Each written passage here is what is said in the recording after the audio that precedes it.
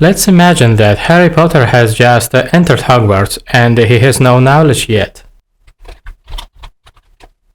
And attending each lesson increases this value by 10.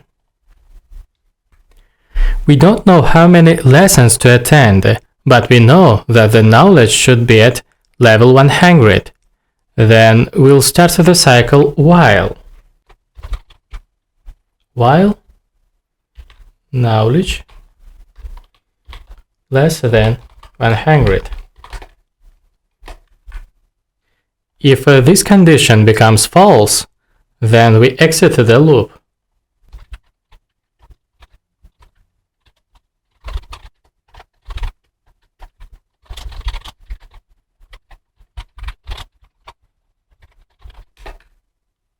At the first iteration, the loop will print that this is the lesson 1, increase the lesson counter after itself, and increase the knowledge value.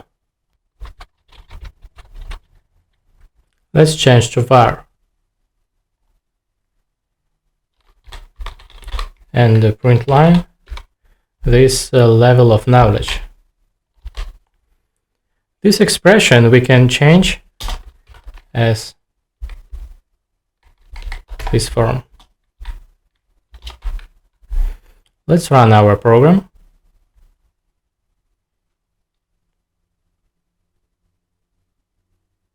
In the console we can see the first iteration, lesson 1, and knowledge 20, and the second iteration, lesson 2, and the knowledge 40. The third iteration, lesson 3, knowledge is 60, etc. And if knowledge becomes 100, this condition is false and we exit from this loop. So we see that Harry Potter needed to attend 5 lessons. Now the task is for you. Change the value of knowledge to 150 and count the number of lessons.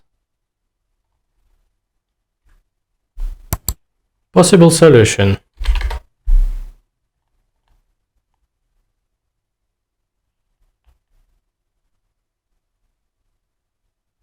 We see that in order to reach knowledge level 150, you need to attend 8 lessons.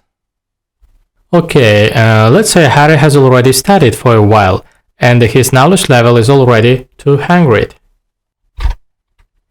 Then the body of this loop will never work, since the condition is not met. If we want the loop to run at least one time before the condition is checked, we use do while.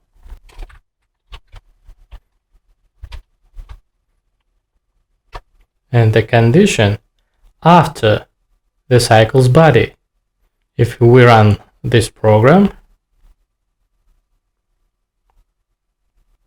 we can see that at least one time this program is worked. The lesson 1, knowledge, and the print line knowledge level. The condition is false and exit from loop. So next, what happens if the condition never becomes false? Always will be true.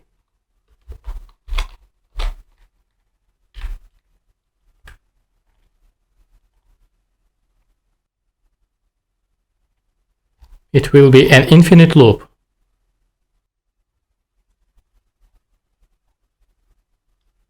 And in order to break out of this loop, we can use the break keyword. For example, if knowledge is become 500, then break. If the if expression consists of one line, then you cannot enclose it in curly braces.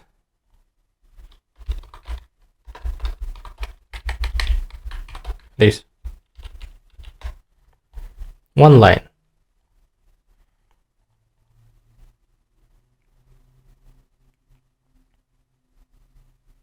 So we see 500 and break. we used the while cycle when we didn't know exactly how many lessons to take. But if we know the exact number, then we can use the for loop. So for example, let's say we need to attend 5 lessons.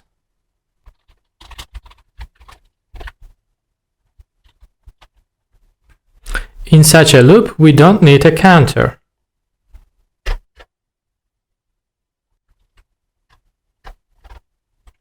Let's start it.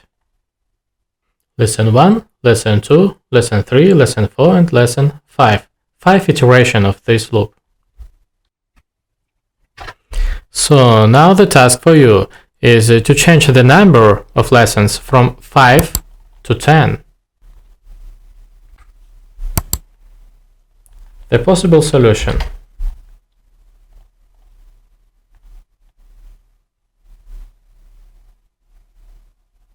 "10 lessons" and the knowledge level after 10 lessons. Good job! See you in the next lesson.